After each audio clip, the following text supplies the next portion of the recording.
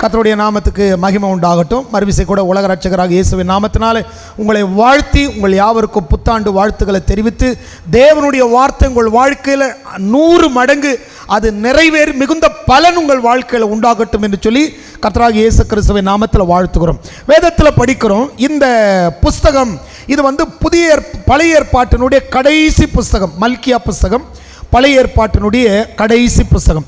இந்த புஸ்தகத்தோடு பழைய ஏற்பாடு நிறுத்தப்படுகிறது. இதற்கப்புறம் 400 வருஷங்களுக்கு பிறகுதான் இயேசு கிறிஸ்து இந்த பூமிக்கு வருகிறார். இது தீர்க்க தரிசனமாய் எழுதப்பட்ட ஒரு புஸ்தகம். இந்த புஸ்தகத்தோடு பழைய ஏற்பாடு முடிவடைகிறது. இதை மல்கியா தீர்க்கதரிசி எழுதுகிறார். இதில் மொத்தம் 6 வசனங்கள் இருக்கிறது. இந்த 6 வசனமும் 3 காரியத்தை வலியுறுத்துகிறது. நாம் படித்து பார்த்தோம்னு சொன்னால், மல்கியா 4வது அதிகாரம் 1 வசனத்தை பாருங்க. இதோ சூளையை போல எரிகிற நாள் வரும், அப்பொழுது அகங்காரிகள் யாவரும் அக்கிரமம் செய்கிற யாவரும் துரும்பாயிருப்பார்கள். வரப்போகிற அந்த நாள் அவர்களை சுட்டெரிக்கும், அது அவர்களுக்கு வேரையும் கொப்பையும் வைக்காமற் போகும் என்று சேனைகளின் கர்த்தர் சொல்லுகிறார். அந்த நாள் ஒரு குறிப்பிட்ட நாளை குறித்து வேதம் சொல்லுகிறது. பழைய ஏற்பாட்டில் இந்த அதிகாரத்தோடு நிறுத்தும் பொழுது ஜனங்களை மீட்கும்படி ஒரு மேசியா ஒருவர் வரப்போகிறார். இந்த அதிகாரம், இந்த மல்கியா 4வது அதிகாரம் முழுக்க இயேசு கிறிஸ்துவை குறித்து சொல்லுகிறது. இந்த அதிகாரத்தை சொல்லும் பொழுது அந்த ஜனங்களுக்கு உடனே அந்த தீர்க்கதரிசனம் நிறைவேறல. 400 வருஷம் அவங்க வெயிட் பண்ண வேண்டியதாக இருந்தது. இது எப்படி சொன்னால், ஆதியில் நோவா காலத்தில் உரைக்கப்பட்டது, மழை வரப்போகுது அப்படின்னு சொல்லப்போ இல்லாத மழை, அதுக்கு முன்னாடி மழை பெய்ததில்லை, அதனால ஜனங்க நம்பாது இருந்தாங்க. மழை வந்தது. அதே போல இந்த இடத்துல மேசியா, ரட்சகர், ரட்சிக்கிறவர், விடுவிக்கிறவர், எல்லா ஜனத்துக்கும் ஆசீர்வாதம் உண்டாகும்படி, புறஜாதி ஜனங்கள் சேர்க்கப்படும்படி ஒருவர் வரப்போகிறார் என்பது ஒரு நாளை குறித்து எழுதப்பட்டிருக்கிறது. ஒரு நாள் வரப்போகிறது அப்படி சொல்லிட்டு இது 3 காரியங்களை சொல்கிறது. 1, கிறிஸ்து பிறக்க போவதை குறித்து சொல்லுகிறது. ஒரு புதிய ஏற்பாடு துவங்க போகிறது என்பதை குறித்து இந்த தீர்க்க தரிசனம் சொல்லுகிறது. அடுத்து பார்த்தீங்கன்னு சொன்னால், இந்த புஸ்தகத்தை நீங்கள் படித்து பார்த்தீங்கன்னா அடுத்து சொல்லுது, 1 வசனமும் 5வது வசனமும் 2 வசனமும் கோட்படித்து படித்து பார்ப்பீங்கன்னு சொன்னால், 1 வசனம் சொல்லுது இல்லையா, நாள் வரும்னு 1 வசனம் சொல்லுதா. அதே போல 5வது வசனம் சொல்லுது, இதோ கர்த்தருடைய பெரிதும் பயங்கரமான நாள் வருகிறது. இந்த 2 வசனமும் ஒரு நாள் வருகிறது. அந்த நாளில் மேசியா என்பவர் வரப்போகிறார். ஜனங்களை நியாயத்திற்கிற நியாயாதிபதியாகிய கர்த்தர் வெளிப்பட போகிறார். அவர்தான் ஆட்டுக்குட்டியானவர், அவர்தான் மேசியா, அவர்தான் வார்த்தையானவர், அவர்தான் வாழ்வளிக்கிறவர், அவர்தான் சுகம் கொடுக்கிறவர், அவர்தான் பரிகாரி, மீட்பர், இம்மானுவேலர், பல நாமங்களை உடையவர் என்று சொல்லி அந்த நாமத்தை குறித்து அப்படி ஒரு நாள் வரப்போகிறது. கடவுளே மனிதனாக இந்த பூமியில் பிறக்க போகிறார் என்று ஒரு தீர்க்க தரிசனம் உரைக்கப்படுகிறது. நாம புதிய ஏற்பாட்டு காலத்தில் இருக்கிறோம். 2000 வருஷங்கள், கிறிஸ்து பிறந்த 2000 வருஷத்துக்கு பின்னாடி இருக்கிறோம். நமக்கு என்ன தீர்க்கு? அவர்களுக்கு ஒரு நாள் வரப்போகுது, மேசியா வரப்போகிறார், நியாயாதிபதி வரப்போகிறார். நமக்கு தீர்க்கதரிசனம் என்ன சொன்னா, 2வதாய் நியாய தீர்க்கும்படி நியாயாதிபதியாகிய கர்த்தர், ராஜாதி ராஜாவா இந்த பூமிக்கு நியாயம் விசாரிக்கும்படி வரப்போகிறார். ஆகையினாலதான் இந்த 6வது வசனம் சொல்லுகிறது, நாள் வந்தது.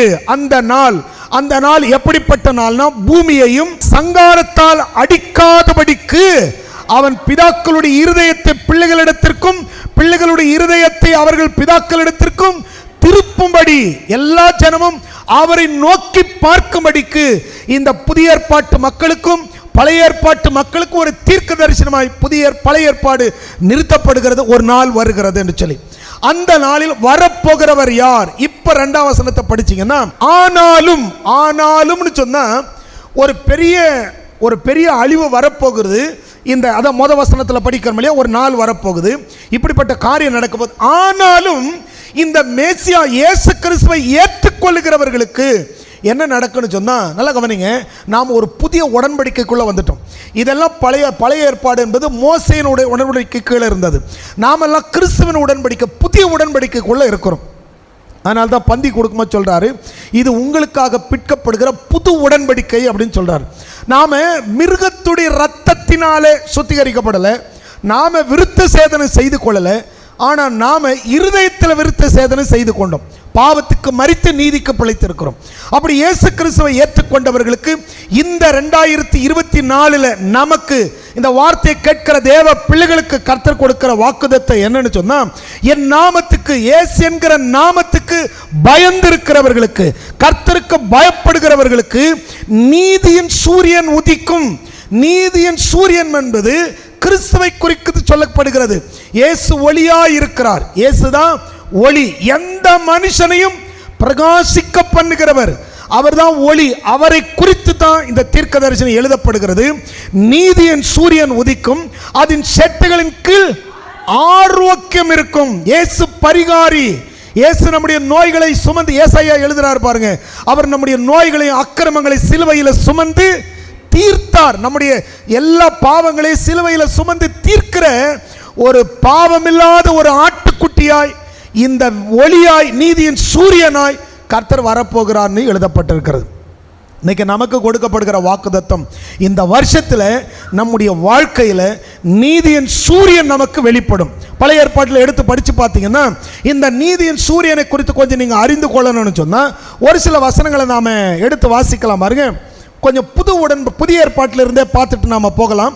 மத்தேயு எழுதின புத்தகம் 4வது அதிகாரத்தை திருப்பிக் கொள்ளுங்க. மத்தேயு 4வது அதிகாரம் அதனுடைய 15வது வசனத்தையும் 16வது வசனத்தை வாசிக்கலாம் பாருங்க. இருளில் இருக்கும் ஜனங்கள் பெரிய வெளிச்சத்தை கண்டார்கள், மரண இருளின் திசைகளில் இருக்கிறவர்களுக்கு வெளிச்சம் உதித்தது என்று ஏசாயா தீர்க்கதரிசினால் உரைக்கப்பட்டது நிறைவேறும்படி இப்படி நடந்தது. இருளில் இருக்கிற ஜனங்கள், அதாவது கிறிஸ்துவை அறிய முடியாதபடி புறஜாதியா இருந்து பலவிதமான கஷ்டங்களில் இருக்கிற மக்களுக்கு, இருளில் இருக்கிற ஜனங்களுக்கு வெளிச்சத்தை கொடுக்கும்படி வெளிச்சமாய், ஒளியாய், நீதியின் சூரியனாய் இயேசு கிறிஸ்து இந்த 2024 இந்த ஜனவரி மாதம் 1ஆம் தேதியில் நம்முடைய வாழ்க்கையில் அவர் இன்றைக்கு வெளிப்பட்டிருக்கிறார். இந்த நாட்களுக்கு பிறகு நீதியின் சூரியனுடைய பிரகாசத்தை நாம் பிரகாசிக்கிறதை அந்நிய கண்களில் நம்முடைய கண்களே காணும். வேதம் சொல்லுகிறது பாருங்க, இருளில் இருக்கிற ஜனங்கள் பெரிய வெளிச்சத்தை கண்டார்கள், மரண இருள், பயம். எனக்கு அநேகருக்கு பலவிதமான பயங்கள் இருக்கிறது. இன்னும் கூட பாருங்க, இதை சங்கீதக்காரர் எப்படி சொல்றாரு பாருங்க. சங்கீதக்காரர் ஒரு காரியத்தை உணர்ந்ததுனால எழுதுறார். அவர் சொல்றாரு, சங்கீதம் 23வது சங்கீதம் 4வது வசனத்தை ஒருத்தர் வாசிங்க. இவர் ஒரு காரியத்தை எழுதுறார், நான் மரண இருளின் பள்ளத்தாக்கில் நடந்தால். மரண இருள், இவருக்கு எப்படி இந்த தைரியம் வருகிறது? மரண இருளின் பள்ளத்தாக்கில் நடந்தாலும் நான் பொல்லாப்புக்கு பயப்படேன். ஏன் அப்படி சொல்றாருன்னு சொன்னா, இஸ்ரவேலர்கள் வழிநடத்தப்பட்ட விதத்தை அவர் அறிந்திருக்கிறார். இஸ்ரவேலர்கள் வனாந்தரத்தில் வழிநடத்தப்படும் பொழுது அவர்களுக்கு அவர் அக்கினி ஸ்தம்பமாய் இருந்தார், அந்த இருளில் அவர்களுக்கு வெளிச்சமாய் இருந்தார். இருளிலே துஷ்ட மிருகங்களோ விஷப்பூச்சிகளோ இவர்களை அண்டாதபடி, இவர்களை கடிக்காதபடி, இவர்களுக்கு சேதம் விளைவிக்காதபடிக்கு அந்த ஜனத்துக்கு அவர் எப்படி வெளிச்சமாய் இருந்தாரோ, அதனாலதான் அவர் எழுதுறார், மரண இருளின் பள்ளத்தாக்கில் நடந்தாலும் நான் பொல்லாப்புக்கு பயப்படேன், தேவரீர் என்னோடு கூட இருக்கிறீர். எல்லாம் சொல்லுங்க, தேவன் என்னோடு கூட இருக்கிறார். அப்படியான இந்த வருஷத்தில் நான் உங்களுக்கு சொல்லுகிறேன், கர்த்தருடைய வார்த்தை சொல்லுகிறபடி, மரண இருள் எந்த பிரச்சனை இருந்தாலும் நாம் பயப்பட வேண்டாம். நீதியின் சூரியன் நம்முடைய வாழ்க்கையில் உதித்திருக்கிறார். அந்த நீதியின் சூரியன் என்னவெல்லாம் செய்கிறார்? இன்னும் கூட இதே மல்கியாவுடைய புத்தகம், அதாவது 3வது அதிகாரம், மல்கியா 3ல் 16வது வசனத்தை வாசிக்கலாம் பாருங்க. அப்பொழுது கர்த்தருக்கு பயந்தவர்கள் ஒருவரோடு ஒருவர் பேசிக் கொள்வார்கள், கர்த்தர் கவனித்து கேட்பார். கர்த்தருக்கு பயந்தவர்களுக்காகவும் அவருடைய நாமத்தை தியானிக்கிறவர்கள், அவருடைய நாமம் இயேசு என்கிற நாமம், அவருடைய நாமத்தை தியானிக்கிறவர்களுக்கு நமக்கெல்லாம் ஒரு புஸ்தகம் ஒன்று எழுதப்பட்டிருக்கிறது. அந்த புஸ்தகத்தில் நம்மை குறித்து அவர் நம்முடைய தேவைகளை அவர் எழுதி வைத்திருக்கிறார். ஏற்ற நேரத்தில் நம்முடைய ஜபத்துக்கு பதில் கொடுக்கும்படி அல்லது பைபிளில் சொல்லப்பட்டிருக்கும் பொழுது அவர் சொல்கிறார் பார், கர்த்தர் அவருக்கு பயப்படுகிறவர்களுக்கு அந்த நீதியின் சூரியன் உதிக்கும்படி அவருக்கு பயந்தவர்களை என்ன பேசிக்கொள்கிறோமோ, வீடுகளில் இந்த கம்பெனி இப்படி ஆரம்பிக்கணும், பிள்ளைகளை இப்படி படிக்க வைக்கணும், இதுபோல் பல ஆலோசனை நமக்கு இருக்குமானால் சங்கீதக்காரர் 20 நாளில் சொல்கிறார், அவர் உமது மன விருப்பத்தின்படி தந்தொழி உமது ஆலோசனைகளை நிறைவேற்றுவார். அப்போ கர்த்தர் கவனித்து கேட்கிறார். 2 பேர் பூமியில் 2 பேர் 3 பேர் ஒருமனப்பட்டா அவங்க வேண்டிக் கொள்ளுகிற எந்த காரியமாக இருந்தாலும் அந்த இடத்துல கர்த்தர் வருகிறாராம், அவர்களுக்கு பதில் கொடுக்கும்படி, அவர்களுக்கு ஆசீர்வாதத்தை கட்டளையிடும்படி. வாசிக்கலாம் பாருங்க, சங்கீதம் 84வது சங்கீதத்தில் 11ஆம் வசனத்தை வாசிக்கலாம். தேவனாகிய கர்த்தர் சூரியனும், நம்ம பைபிளை படிக்கிறோம் பாருங்க, நமக்கு கொடுத்த வாக்குத்தத்தம், என் நாமத்துக்கு பயந்திருக்கிற உங்கள் மேல் நீதியின் சூரியன் உதிக்கும். இந்த நீதியின் சூரியன் யார் என்பதை குறித்து சங்கீதக்காரன் எழுதுறார் 84:11. தேவனாகிய கர்த்தர் சூரியனும் கேடகமுமானவர், கர்த்தர் கிருபையையும் அருளுவார், கிருபையையும் மகிமையையும் அருளுவார். உத்தமமாய் நடக்கிறவர்களுக்கு நன்மையை, ஒரு உத்தரவாதத்தை கர்த்தர் கொடுக்கிறார். அவர் சூரியன், நீதியின் சூரியனாய் இருக்கிறபடியால் அவரை தேடுகிறவர்களுக்கு நன்மையை வழங்காதிரார். ஒருவேளை தாமதமா இருக்குன்னா கவலைப்படாதீங்க, எவ்வளவு தாமதிக்குதோ அவ்வளவு பெருசா வருமே ஒளிய தடைபட்டு போகாது. தடைப்படுதுன்னு சொன்னா, ஒருவேளை தாமதிக்குன்னு சொன்னா நீங்க விரும்புறது, அதான் வசனம் சொல்லுது, நீண்ட நாள் காத்திருக்கிறது மாம்சத்தை இழைக்க பண்ண, ஆனா விரும்பினது வரும் பொழுது அந்த ஜீவ விருட்சத்தை போல பெரிய காரியங்களை கர்த்தர் நமக்கு செய்வார். இயேசு கிறிஸ்துவை குறித்து தான் இந்த புஸ்தகம் திரும்ப திரும்ப சொல்லுகிறது. இன்னும் கூட ஒரு சில வசனத்தை வாசிச்சுட்டு இந்த வார்த்தையை கொஞ்சம் தியானிக்கலாம் பாருங்க. லூக்காவுடைய புஸ்தகம் 1 அதிகாரத்துக்கு வந்துருங்க. லூக்கா எழுதின சுவிசேஷ புஸ்தகம் 1 அதிகாரம், லூக்கா 1 அதிகாரத்தில் 78வது வசனத்தை வாசிங்க. அந்தகாரத்திலும் மரண இருளிலும் உட்கார்ந்திருக்கிறவர்களுக்கு வெளிச்சம் தரவும், நம்முடைய கால்களை சமாதானத்தின் வழியில நடத்தவும், அவ்விரக்கத்தினாலே உன்னதத்திலிருந்து தோன்றிய அருணோதயம் நம்மை சந்தித்திருக்கிறது. கர்த்தருடைய நாமத்துக்கு மகிமை உண்டாகட்டும். உங்களை பார்த்து சொல்றேன், இந்த வருஷத்துல இந்த அருணோதயம் உங்கள் ஒவ்வொருவரை சந்தித்திருக்கிறது. என்ன ஆண்டவர் சந்தித்திருக்கிறார் என்றவங்க கைகளை உயர்த்தி அல்லேலூயா சொல்லுவோமா? அல்லேலூயா. கர்த்தருக்கு ஸ்தோத்திரம். வேதம் சொல்லுகிறது, கர்த்தருக்கு சித்தம் இல்லாமல் இந்த இடத்துக்கு நீங்க வரல. கொஞ்சம் கவனிங்க, இன்னைக்கு நம்ம இந்த இடத்துல நாமளா கூடல, கர்த்தர் நம்மை கொண்டு வந்திருக்கிறார் கர்த்தருடைய வார்த்தை கேட்கும்படி. அதனால தான் வேதம் சொல்லுங்க, திரும்பி படிச்சு பாருங்க, லூக்கா 1:78-79 பாருங்க. அந்த காலத்தினாலும் மரண இருளிலும் உட்கார்ந்திருக்கிறவர்களுக்கு வெளிச்சம் தரவும், நம்முடைய கால்களை சமாதானத்தின் வழியில நடத்தவும், அவ்விரக்கத்தினாலே உன்னதத்திலிருந்து தோன்றிய அருணோதயம் நம்மை சந்தித்திருக்கிறது. அந்த நீதியின் சூரியன் நம்மை சந்தித்திருக்கிறார். நம்முடைய வாழ்க்கையில நீதியின் சூரியன் உதிக்கும். இந்த வருஷத்துல உதிக்கிறத பார்க்கலாம், இந்த வருஷத்துல மாற்றம் வர்றதை பார்க்கலாம். கர்த்தர் உங்களுக்கு வெளிச்சமாக இருந்து மறைவிடத்தில் இருக்கிற ஒளிப்பிடத்தில் இருக்கிற புதையலை உங்களுக்கு கொடுக்கிறது, நீங்க பெற்றுக்கொள்கிறது அந்நிய கண்கள் அல்ல, உங்கள் சொந்த கண்கள் காணும்படி இந்த வருஷத்துல நன்மையை கர்த்தர் கொடுப்பார். வேதம் சொல்லுகிறது, அவர் நன்மையை வழங்காதிரார், அருணோதயம் நம்மை சந்தித்திருக்கிறது. ஆகையினாலதான் வேதத்தில் கூட ஏசாயா எழுதுறார். ஏசாயா புஸ்தகம் 49வது அதிகாரத்தை திருப்பிக் கொள்வோம். ஏசாயா எழுதின தீர்க்கதரிசன புஸ்தகம் 49வது அதிகாரத்துக்கு வாங்க. 49 9:10 ஒருத்தர் படிங்க பார்க்கலாம். 9:10 கட்டுண்டவர்களை நோக்கி புறப்பட்டு போங்கள். ஏன்னு சொன்னா வேதம் சொல்லு, நீங்க வெளியே போய் எப்படி இருப்பீங்க? கொளுத்த கன்றுகள். ஏன் கன்றுன்னு சொல்லி இருக்கணும், அதுக்கு அர்த்தத்தையும் சொல்றேன். கன்றுனா என்னதுங்க? மாடு. கன்றுன்னா மாடு. உங்களை பார்த்து கொளுத்த மாடு போல இருக்குன்னா கோபம் வரும் இல்லையா? சரி, ஏன் பைபிள் அப்படி எழுதி இருக்குன்றதை கொஞ்சம் கவனிக்கலாம். சரி, இங்கே இந்த வசனத்துக்குள்ள வந்துட்டு போயிடலாம் பாருங்க. வேதம் சொல்லுகிறது, கட்டுண்டவர்களை நோக்கி. நம்ம பல காரியங்களில் கட்டப்பட்டவர்களாக ஒரு சில நேரத்தில் அப்படி ஃபீல் பண்ணுறோம். ஆனால் கர்த்தர் நம்மளை கட்டுக்களில் வைக்கிற கர்த்தர் நம்ம விடுவித்திருக்கிறார். நாம் அவருடைய கரத்தில் இருக்கிறோம். நல்ல கவனிங்க, முதல்ல பிசாசுடைய எண்ணத்தை வெளியே தூக்கி போடுங்க. கர்த்தர் என்னோடு கூட இருக்கிறார். தாவீது சொல்றான், மரண இருளின் பள்ளத்தாக்கில் நடந்தாலும் பொல்லாப்புக்கு பிசாசுக்கு நான் பயப்படேன், கர்த்தர் என்னோடு கூட இருக்கிறார். எல்லாரும் சொல்லுங்க, கர்த்தர் என்னோடு கூட இருக்கிறார், அவருடைய கோலும் தடியும் என்னை தேற்றும். அதனால நல்ல கவனிங்க, அவர் தேற்றுகிறவர், நீதியின் சூரியன் நம்முடைய வாழ்க்கையில் உதிக்கிறவர், அவர் நம்மை பிரகாசிக்க பண்ணுகிறவர். அவர் தான் சொன்னாருங்க, பொல்லாத மனுஷனே விளக்க கொளுத்தி மரக்காலுக்களை மூடி வைப்பானா, அவனே மூடாத பொழுது உங்களுக்குள்ள அந்த விளக்கை ஏற்றினவர், உங்களுக்கு வெளிச்சத்தை கொடுக்கவர், அவர் மறைக்கிறதற்கல்ல, எடுத்து உங்களை பிரகாசிக்கத்தான் கர்த்தர் உங்களை அழைத்தார். அல்லேலூயா. வசனம் சொல்லுகிறத கொஞ்சம் நல்லா கவனித்து பாருங்க. வேதம் சொல்லுகிறது, கட்டுண்டவர்களை நோக்கி புறப்பட்டு போங்கள். நீங்க புறப்பட்டு போங்க. யாரோ கட்டி வச்சுட்டான் என்னோ பண்ணி பயப்படாதீங்க. ஒரு கட்டும் கிடையாது. நல்லா ஜெபம் பண்ணுங்க, ஆவியில ஜெபம் பண்ணுங்க, நல்லா ஜெபிங்க. நல்லா கவனிச்சு பாருங்க. கர்த்தருக்கு ஸ்தோத்திரம். ஒவ்வொரு நாளும் கர்த்தருடைய நினைவு இருக்கட்டும். பைபிள் படிங்க, ஜெபம் பண்ணுங்க, ஸ்தோத்திரம் பண்ணுங்க.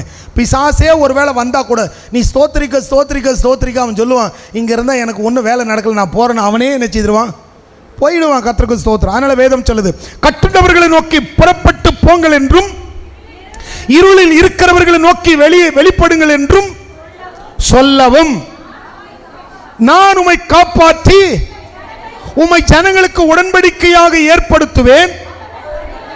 அவர்கள் வழியோரங்களிலே மேய்வார்கள், சகல மேடுகளிலும் அவர்களுக்கு மேய்ச்சல்.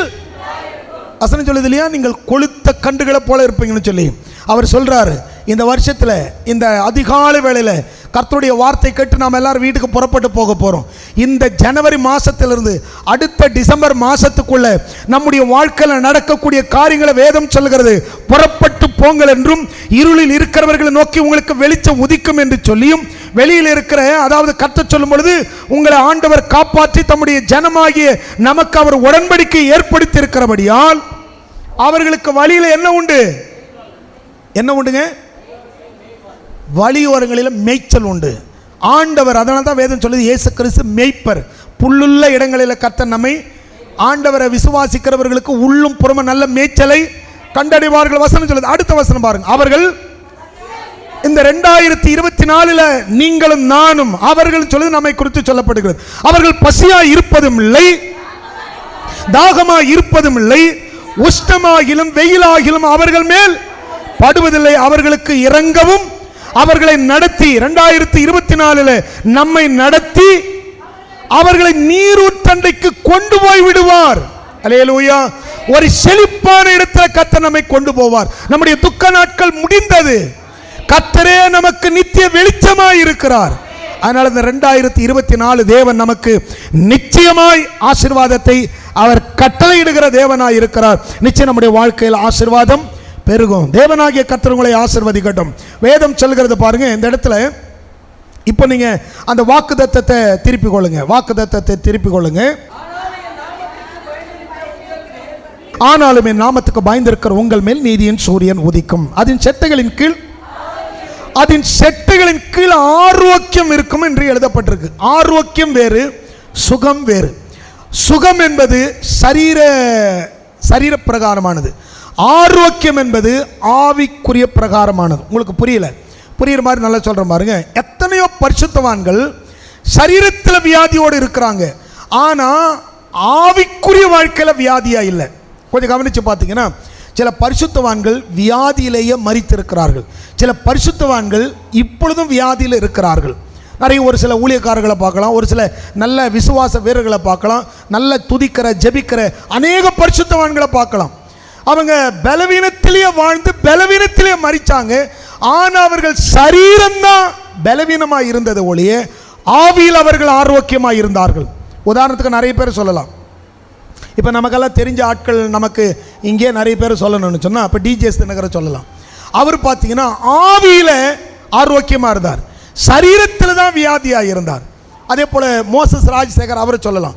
அவர் ஆவியில் வியாதியாக இல்லை. எங்க மேடைக்கு போனாலும், எந்த இடத்துல பிரசங்கிக்கவும் பாடவும் ஜெபிக்கவும் ஒரு நாள் அவர் சோர்ந்து உட்கார கிடையாது. ஆவியில் ஆரோக்கியம் இருந்தது, சரீரத்தில் தான் பலவீனம் இருந்தது. சுகர் இருந்தது, கிட்னி இல்லாமல் இருந்தது, கிட்னி ஃபங்க்ஷன் ஆகாமல் இருந்தது. இந்த இடத்துல வேதம் சொல்லுகிறது ஆரோக்கியம் வேறு, சுகம் வேறு. அதாவது கர்த்தருடைய பிள்ளைகளுக்கு இயேசு கிறிஸ்து வேதம் சொல்லுது அவர் ஆரோக்கியத்தை கொடுக்கிறவர். வேதத்தில் படிக்கிறோம். அவர் அப்போஸ்தலருடைய புத்தகத்தை கூட படித்து வந்தால் அப்போஸ்தலர் 10:38 எழுதப்பட்டிருக்கும். அவர் நன்மை செய்கிறவராயும் பிசாசின் வல்லமையில் அகப்பட்ட யாவரையும் குணமாக்குகிறவராயும் சுற்றி திரிந்தார். அப்படி பைபிளை படிக்கிறோம். அதாவது வேதம் சொல்லுகிறது ஆண்டவர் அற்புதம் செய்கிறவர் உண்மைதான். ஆனால் சில பரிசுத்தவான்கள் வியாதியில் இருந்தாங்களே, அது என்ன, அவர்கள் பாவம் ஏதாவது பண்ணிட்டாங்கன்னா கிடையாது. அதனால யாராவது வியாதிப்பட்டிருந்தாங்கன்னா அவங்க பாவம் செய்தவர்கள் அல்ல, பரிசுத்தவான். நல்லா கவனித்துக் கொள்ளுங்க, தேவன் சரீரத்தில் சுகத்தை கொடுக்க வல்லவர். அதே நேரத்தில் இந்த இடத்துல வேதம் சொல்லுகிறது, இந்த நீதியின் சூரியன் வரும்பொழுது முதலாவது நடக்கிறது ஆவிக்குரிய ரீதியில் ஆரோக்கியம். அதனால தான் அவங்க எழுதுறாங்க, நிறைய பரிசுத்தவான் பைபிளில் கூட பாருங்க, நாங்கள் ஆராதிக்கிற கர்த்தர் எங்களை விடுவிக்க வல்லவர், ராஜாவாகிய உமக்கும் எரிகிற அக்கினிக்கும் எங்களை விடுவிக்க வல்லவர். அவங்க சொல்றாங்க, விடுவித்தாலும் விடுவிக்காமற் போனாலும் அதுதான் சரீர ஆரோக்கியம்.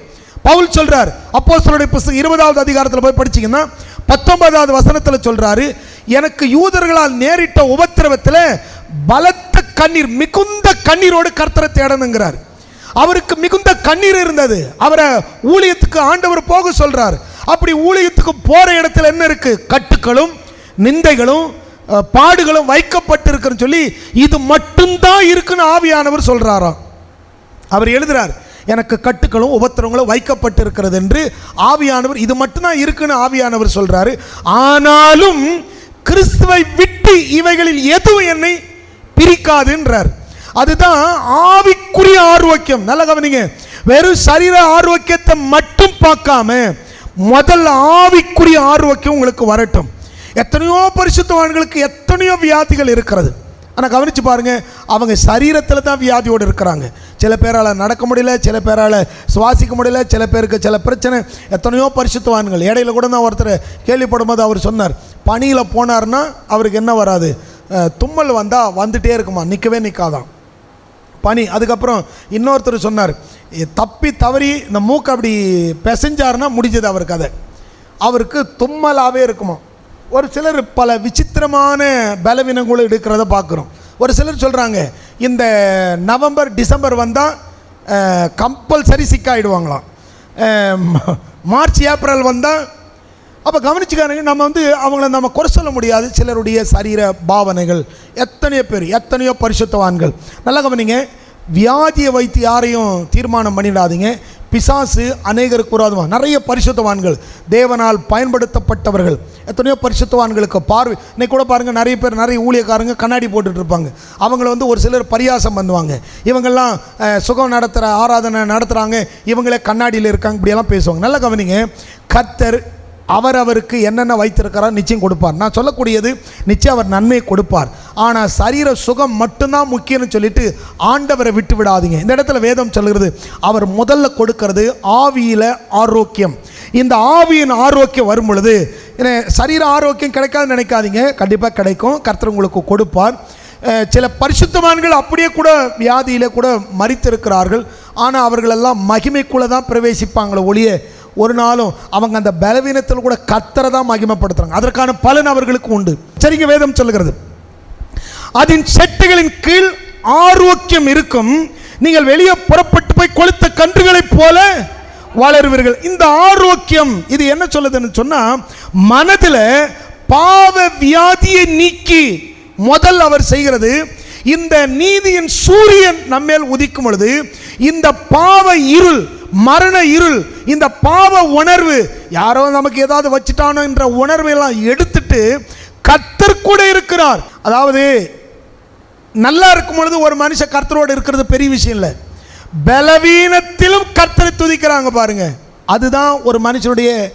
வனராஜ் பிரதர், அவரை நான் பார்க்க போகும்போது அங்கே ஒரு சம்பவத்தை பார்த்து, அவருக்கு முடியல, ஆனாலும் ஆண்டவரே ஏசப்பா எப்பப்பா இந்த பிரச்சனை முடியும் அப்படி தான் சொன்னார் ஒழிய, ஆண்டவரே இருக்கீங்களா, நான் என்ன ஜெபம் பண்ணி எனக்கு அந்த வார்த்தை வரல. கரெக்டாக அதுதான், அப்படி தான் இருக்கணும். கர்த்தருடைய பிள்ளைகள் பாடுகள் மத்தியிலும் நமக்கு நிறைய அவமானங்கள் வரும், நிந்தைகள் வரும். பேசுகிற நாங்கள் பிரச்சனை சந்திக்காமல் இல்லை, எத்தனையோ அவமானங்கள், எத்தனையோ பிரச்சனைகளை சந்தித்தோம். நம்ம திராணிக்கு மேலே என்னென்னவோ நடந்துகிட்ருக்கு, கர்த்தருக்கு ஸ்தோத்திரம். ஆனாலும் சோர்ந்து போகல, அழைத்தவர் உண்மை உள்ளவர், நிச்சயமாக நம்மை கர்த்தர் நடத்துவார். அதான் வேதம் சொல்லுது, நன்மை நடந்தாலும் நடக்காவிட்டாலும் கர்த்தருக்குள்ள முதல்ல சந்தோஷமாக இருக்கும். ஒரு நாள் வரும் கர்த்தர் நம்மை அழைப்பார். அப்படி அழைக்கும் பொழுது என் பிதாவினால் ஆசீர்வதிக்கப்பட்டவர்களே, அதான் வேதம் சொல்லுது, பலவீனத்தில் பலன் கொண்டார்கள், யுத்தத்தில் வல்லவர்களானார்கள், அந்நியருடைய சேனையை முறியடித்தார்கள். அவர்கள் பலவீனத்தில் பலன் கொண்டவர்கள். அந்த பலன் தான் ஆரோக்கியம். அந்த ஆரோக்கியத்தை தான் வேதம் சொல்லுகிறது. மனதில் பாவ வியாதியை நீக்கி ஆத்மாவில் ஆரோக்கியத்தை கொடுத்து. அதான் யோவான் எழுதுறார், பிரியமானவனே, உன் ஆத்மா வாழ்வது போல முதல்ல இந்த ஆத்மா வாழுதா, சத்தியத்துக்குள்ள இருக்கா. தேவனாகிய கர்த்தர் உங்களை ஆசீர்வதிக்கட்டும். அதுக்கப்புறம் சொல்றாரு பாருங்க, அதன் செட்டைகளின் கீழ் ஆரோக்கியம் இருக்கும், நீங்கள் வெளியே புறப்பட்டு போய் கொளுத்த கன்றுகளை போல வளர்வீர்கள். இந்த கன்று அப்படின்னு ஏன் சொல்லப்பட்டிருக்குன்னா, ஏற்கனவே சொன்னேன், கன்றுனா என்னது? மாடு. மாடு தான். இப்போ உங்களை யாரோ உங்களை பார்த்து நீங்கள் நல்லா கொளுத்த மாடு மாதிரி இருக்கிறீங்கன்னு சொல்லிட்டா என்ன வரும்? கண்டிப்பாக கோபம் வரும். ஆனால் கவனிங்க, தயவுசெய்து யாரையும் நாங்கள் உங்களை யாரையும் குறை சொல்லலை, இங்கே வசனம் சொல்லுகிறத சொல்கிறோம் பாருங்க. இவர் ஏன் அப்படி எழுதியிருக்கிறார் மாடு அப்படின்னு சொல்லிட்டு? இந்த மாடுன்னு சொல்கிறோம் பாருங்க, மாடு வளர்த்தவங்களுக்கெல்லாம் நல்லா ஞாபகம் இருக்கும். மாடு மேட்டில் இருக்குன்னு சொன்னால் மாட்டுக்கு புண்ணாக்கோ தவிடோ தண்ணி எதோ தூக்கிட்டு போகிறோன்னு வச்சுக்க, அந்த மாடு அமைதியாக இருக்குமே ஒழிய எந்த ரியாக்ஷனும் காட்டாது. அதுக்கு ஐயோ நம்மளுக்கு கொண்டு வராங்களே, நமக்கு தான் கொண்டு வரானு அந்த ரியாக்ஷனே இருக்காது. இன்னும் சில நேரத்தில் தயவுசெய்து நான் உங்களை சொல்லலைங்க, வசனத்தில் அந்த விவரித்ததை நான் சொல்கிறேன் பாருங்க. இந்த மாடு பார்த்திங்கன்னா அதுக்கு அந்த நன்றி உணர்வே தெரிவிக்க தெரியாது. வேறு மாதிரி போயிடக்கூடாதுன்றதுனால யோசிக்கிறேன். அல்லேலூயான்னு சொன்னால் கூட அல்லேலூயா கையை உயர்த்தணும்னு சொன்னால் மேலவே வராது. ஏன்னா அதுக்கு நிறைய ஒரு சில சுபாவம் இருக்கும். இந்த மாடு பார்த்திங்கன்னு சொன்னால் அதனுடைய தன்மையை வெளிப்படுத்த தெரியாது. ஆனால் இதே கண்ணுக்குட்டி பாருங்கள், அதுக்கு பாலை கொடுக்குறோம், ஏதோ ஒன்று தண்ணி கொடுக்கணும், அது அவிழ்க்க போனோன்னு காதை ஆட்டிக்கிட்டு துள்ளி குதிச்சு. கண்ணுக்குட்டி பார்த்துருக்கீங்களா? அது என்ன செய்யும்? அந்த நன்றியை வெளிப்படுத்தும். அந்த கண்ணுக்குட்டி அப்படியே துள்ளும். தனக்கு ஆகாரம் கொண்டு வரும்போது அது துடிக்கும். அது அந்த பாசத்தை காட்டும். மேலெல்லாம் கூட என்ன செய்யும்? மாடெல்லாம் கூட நக்கியெல்லாம் விடுங்க, ஒரு மாதிரி நிறைய சேட்டைகளை அது பண்ணும். ஆனால் மாடு எதையும் பண்ணாது. அதுக்கு தண்ணி கொண்டு போனாலும் அப்படியே நிற்கும். கொண்டு வராங்களே கொஞ்சம் கிட்டவாது போகலாம், எந்த ரியாக்ஷனும் இருக்காது. மாட்டுக்கு நீங்கள் புல்லெல்லாம் போட்டிங்கன்னா, நிறைய போட்டுட்டிங்கன்னா என்ன பண்ணும்? அதை சாப்பிட்டுட்டு அது மேலேயே படுத்துக்கும். அப்போது இந்த நன்றி உணர்வை அது வெளிப்படுத்தாது. ஆனால் ஆண்டவர் சொல்கிறாரு, மாடுன்னு சொல்லாமல் கன்றுங்கிறார். கன்றுன்னு சொன்னால் அது துள்ளி குதிச்சுட்டே இருக்கும். நீங்கள் நல்லா கவனித்து பாருங்கள், இந்த கன்றுக்குட்டியெல்லாம் வளர்த்தவங்களுக்கு தெரியும், மாடு வச்சிருங்களுக்கு தெரியும்.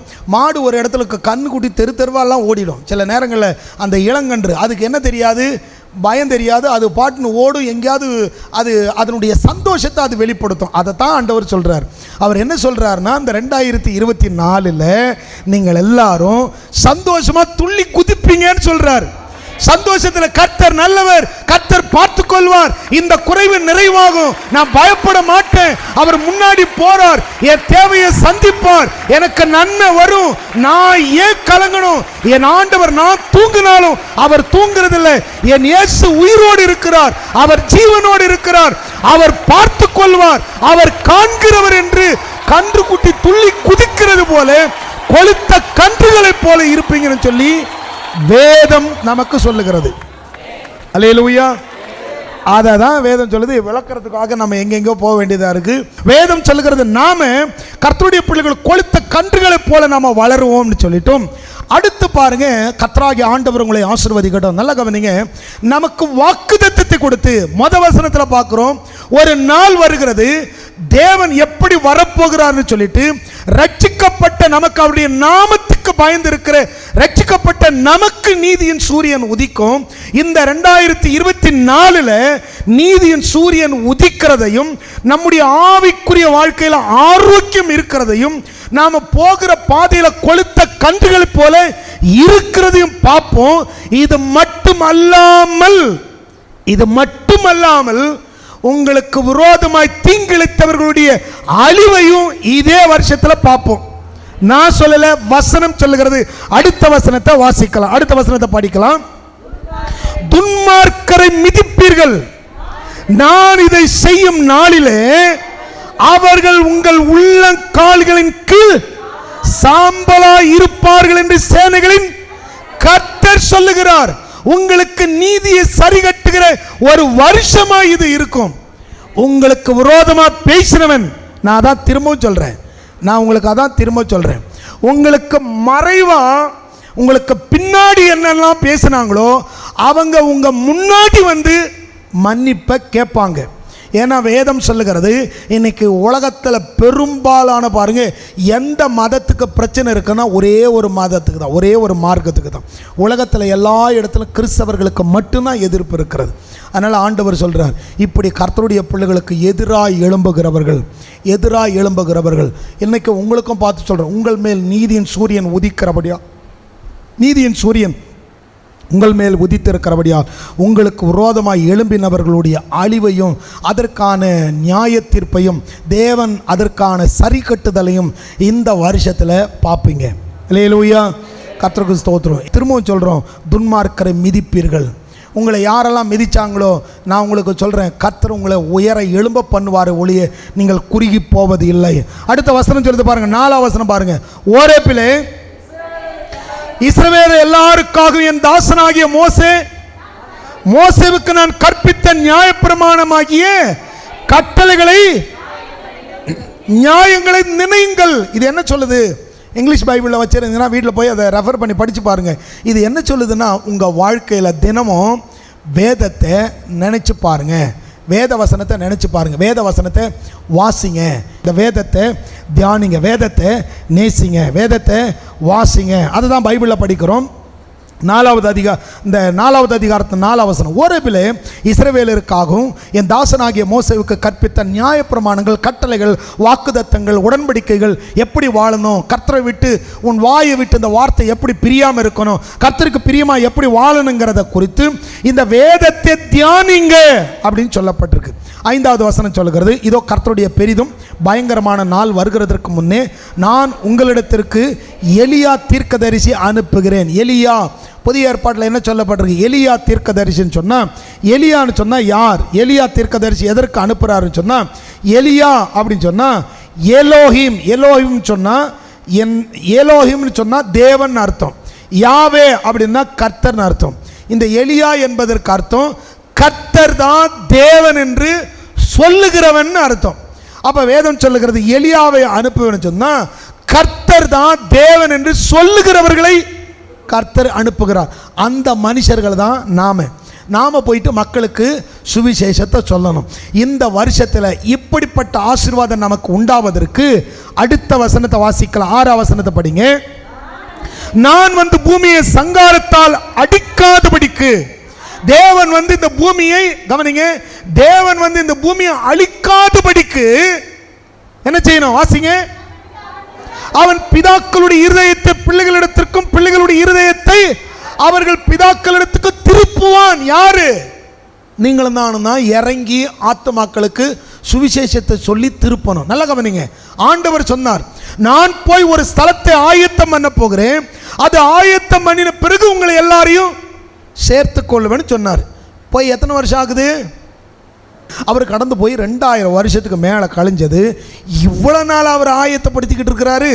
ஏன் அவர் இன்னும் வரல அப்படின்னு சொன்னால், அவர் ஆயத்தப்படுத்துறதுல பிரச்சனை இல்லை, இன்னும் அநேகர் ஆதாயமாகாதது தான் பிரச்சனை.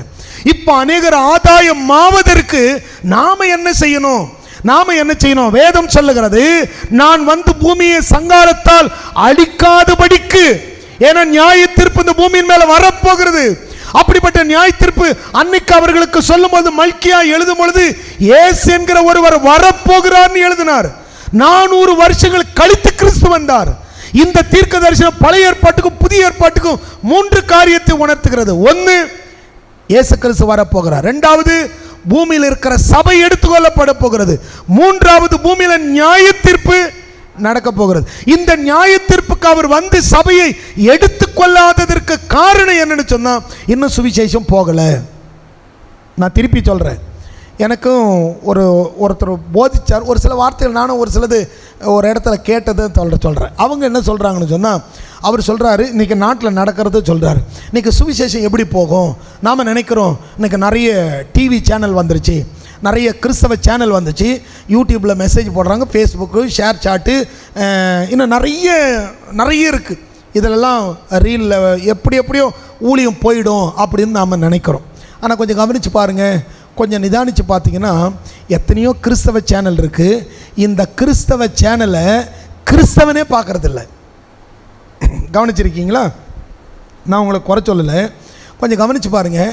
ஒரு சேனலை, ஒரு கிறிஸ்தவ சேனலை நம்மாலேயே அரை மணி நேரம் பார்க்க முடியல. ஒரு சிலர் பார்த்தீங்கன்னா அந்த பாட்டுன்ற பேரில் ஒரு பாட்டுக்கு 10 ட்ரெஸ்ஸு மாற்றிடுறாங்க. ஒரு சிலர் பிரசங்கம் பண்ண வராங்க, அவங்களுக்கு லிப்ஸ்டிக் என்ன, மாடல் சேரீ என்னெல்லாம் பண்ணணுமோ இன்றைக்கி பார்த்திங்கன்னா நம்மளால் ஒரு பாட்டை பார்க்க முடியல, ஒரு பிரசங்கத்தை பார்க்க முடியல, ஒரு ஒரு ஒரு இன்றைக்கி நிறைய நம்மாலேயே கவனிக்க முடியல. சில பேர் பாருங்கள், சில பேருடைய அவங்களுடைய விளம்பரங்கள் அவங்களாம் பாருங்கள். இன்றைக்கி கிறிஸ்தவ சேனலை எத்தனை பேருங்க கிறிஸ்தவ சேனலே பார்க்க முடியுது? இன்னும் பார்த்தீங்கன்னா யூடியூப், ஃபேஸ்புக் இதில் பார்த்தீங்கன்னா யாரையாவது ஊழியக்காரங்களை குறை சொல்கிறது, ஏதாவது ஊழியங்களை திட்டுறது, இவங்களை சாடுறது. நல்லா கவனித்து பார்த்தீங்கன்னா இன்றைக்கி சபையினுடைய எழுப்புதல் சங்காரம் வராதபடிக்கு இன்றைக்கி ஃபேஸ்புக்கோ, டிவி சேனலோ, மற்ற இணையதளமோ அல்லது இன்டர்நெட்டில் பரப்பப்படுகிற ஊழியத்தினாலோ நிச்சயம் எழுப்புதல் வராது. அந்த எழுப்புதல் வரணும்னா ஒரே ஒரு வழிதான், ஒவ்வொரு திருச்சபை ஆதி ஊழியத்தை போல இறங்கி வீதியில் கடந்து போய் ஜனங்களுக்கு சுவிசேஷத்தை சொல்லி இயேசு நல்லவர் சொல்லி அவர்களுக்கு அறிவித்தால் ஒழிய ஒவ்வொரு சபை எழும்பணும், ஒவ்வொரு விசுவாசி எழும்பணும். நான் சொல்லக்கூடியது ரட்சிப்பு வருவதற்கு. அதை தான் பைபிளில் சொல்ல வருது. நான் வந்து பூமியை சங்காரத்தினால் அடிக்காதபடிக்கு அவன் பிதாக்களுடைய இருதயத்தை பிள்ளைகளிடத்தில், பிள்ளைகளுடைய இருதயத்தை பிதாக்களிடத்துக்கும் திருப்புவான். அப்படி திருப்புகிறவன் சுவிசேஷம் சொல்லுகிறவன், அப்படி திருத்துகிறவர்கள் சபை.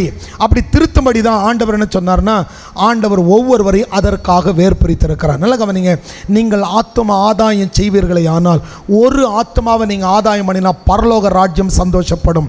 இந்த 2024 தேவன் உங்களுக்கு அளவற்ற நன்மையை கொடுக்கணும்னு சொன்னால், அந்த நீதியின் சூரியன் உங்கள் வாழ்க்கையில் வெளிப்பட்டு ஆசீர்வதிக்க அவர் ஆயத்தமாக இருக்கிறார். நீங்கள் அவருக்காக, அவருடைய நாமத்துக்காக ஆத்மாக்களை ஆதாயம் பண்ணவும், அவருடைய நாமத்துக்கு சாட்சியாக ஜீவிக்க உங்கள் ஜீவியம் சரியாக இருந்ததுன்னு சொன்னால், உங்களுடைய ஐக்கியம், உங்களுக்கு ஆண்டவரோடு இருக்கிற உறவு சரியாக இருக்குன்னு சொன்னால் எல்லாவற்றிலும் நிறைவை பார்க்கலாம். ஆண்டவர் சொன்னார், இவர்களுக்காக இப்படிப்பட்ட நன்மை உண்டாகும்படி மரணத்தை ருசி பார்த்தார். நாம் எல்லாரும் எழுந்து நிற்கலாம். எழுந்து நிற்கும் பொழுது வேதம் சொல்லுகிறது, அவர்கள் எல்லாரும் கூடி வந்த பொழுது அப்பத்தை எடுத்து பிட்டு அவர்களுக்கு கொடுத்தார். நீங்கள் வாங்கி புசிங்க, இது உங்களுக்காக பிற்கப்படுகிற என்னுடைய புது உடன்படிக்கைன்னு சொன்னார். நல்ல கவனிங்க, நம்முடைய வாழ்க்கையில் அந்த நீதியின் சூரியன் நம்முடைய வாழ்க்கையில் ஒரு உடன்படிக்கை பண்ணியிருக்கிறார். அவருடைய நாமத்துக்கு பயந்திருக்கிற நமக்கு நீதியின் சூரியன் உதிக்கும். அவருடைய சேட்டைகளின் கீழ் நமக்கு ஆரோக்கியம் இருக்கும். நீங்கள் வெளியே புறப்பட்டு போய் கொளுத்த கன்றுகளைப் போல வளர வேண்டும் என்பதற்காக, உங்களுக்கு ஆரோக்கியம் கொடுக்க வேண்டும் என்பதற்காக, உங்களுடைய வாழ்க்கையில் நீதியின் சூரியன் உதிக்கும்படியாக இயேசு கிறிஸ்து தாமே சாபமாகி சாபத்திலிருந்து உங்களை என்னையும் அவர் மீட்டெடுத்திருக்கிறபடியால் ஒவ்வொருவரும் ஜெபம், ஆண்டவரை நான் மீட்கப்பட்டிருக்கிறேன், நீதியின் சூரியன் என் வாழ்க்கையில் ஒளித்திருக்கிறது, நாங்கள் ஒளியின் பிள்ளைகளாக இருக்கிறோம், வெளிச்சத்தின் பிள்ளைகளாக இருக்கிறோம், இருளில் நடவாதபடி வெளிச்சத்தில் நடக்கும்படி கர்த்தரங்களை முன்குறித்திருக்கிறார் என்று சொல்லி ஆண்டவரை நோக்கி ஜெபிக்கலாம். தேவனாகிய கர்த்தாவே, நீர் நல்லவர் அப்பா, நீர் நல்லவர் ஆண்டவர், உம்முடைய நாமத்தை நாங்கள் துதிக்கிறோம். எங்களுக்காக பாடு அனுபவித்தவரே, எங்களுக்காக எங்களை மீட்கும்படியாய் இந்த உலகத்தில் வெளிப்பட்டவரே, உம்முடைய நாமத்தை நன்றியோடு துதிக்கிறோம். நாங்கள் விசுவாசிக்கிறோம், நாங்கள் ஒருபோதும் வெட்கப்பட்டு போவதில்லை. ஆண்டவரே, இந்த அப்பமும் திராட்சரசமும் எங்களுக்காக கிறிஸ்து சாபமானார் என்பதையும், எங்களை மீட்டெடுத்தார் என்பதையும், அந்த நீதியின் சூரியன் எங்களை சந்தித்தார் என்பதும், எங்கள் வாழ்க்கையில் அவர் இருக்கிறார், அவருடைய சரீரம், அவருடைய அப்பத்தையும் அவருடைய ரத்தத்தை பானம் பண்ணும் பொழுது எங்களுக்கு ஆரோக்கியம் இருக்கிறது. நாங்கள் வெளியே புறப்பட்டு இந்த பட்டணத்தில் இருக்கிற இடத்துல நீங்கள் வெளியே புறப்படும் பொழுதும், நீங்கள் போகும் பொழுதும் வரும் பொழுதும் கொளுத்த கன்றுகளைப் போல நன்றி உள்ளவர்களாய், மகிழ்ச்சி உள்ளவர்களாய், சந்தோஷத்தினால் ஆசீர்வதிக்கப்பட்டவர்களாய் இருப்பீர்கள் என்று வேதம் சொல்லுகிறது.